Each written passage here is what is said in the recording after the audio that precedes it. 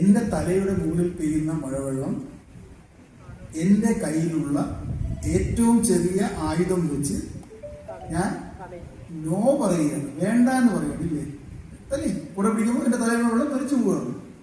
എന്തുകൊണ്ടാണ് നമുക്ക് ഈ കുട തിരിച്ചു പിടിക്കാൻ പറ്റാത്തത്? ആരെങ്കിലും അങ്ങനെ ആലോചിച്ചിട്ടുണ്ടോ ഇതുവരെ?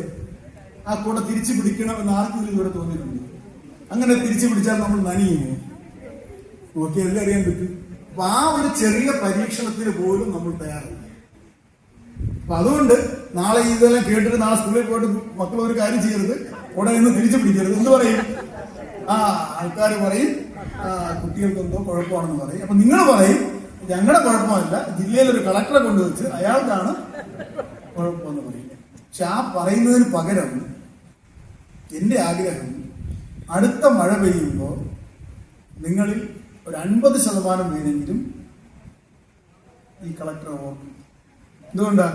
കുട കയ്യിലെടുക്കുമ്പോൾ നേരെ പിടിക്കണോ തിരിച്ചു പിടിക്കണോ എന്നൊരു ചോദ്യം ഉണ്ടാകും. ആ ചോദ്യം നിങ്ങളുടെ മനസ്സിലേക്ക് വന്നാൽ ഞാൻ പറഞ്ഞതിൽ ഞാൻ വിജയിച്ചു. പക്ഷെ അങ്ങനെ തിരിച്ചു പിടിക്കാൻ നിങ്ങളുടെ മനസ്സ് പറഞ്ഞാൽ നിങ്ങൾ കൊടുക്കുന്ന സന്ദേശം എന്താണ്?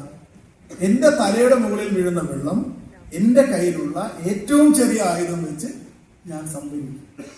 ആ മനസ്സ് നിങ്ങളിലേക്ക് വന്നാൽ എന്റെ വീടിന്റെ മുകളിൽ പെയ്യുന്ന ജലം, മഴവെള്ളം ഞാൻ ശേഖരിച്ച് എന്റെ ഭൂമിയിലേക്ക് കൊടുക്കും. തിരുവല്ല ഈ മഹത്തായ ഈ സഭയുടെ കീഴിൽ, സഭയുടെ പ്രദേശത്ത് പെയ്യുന്ന ഒരു തുള്ളി ജലം പോലും ഞാൻ ഈ പ്രദേശം വിട്ടു പോകാൻ അനുവദിക്കില്ല എന്ന് ഈ സഭയിലെ അംഗങ്ങൾ തീരുമാനിച്ചാൽ ഈ സഭയുടെ അംഗങ്ങൾ താമസിക്കുന്ന ഭൂമിയുടെ താഴെ വെള്ളം ഉണ്ടാകും.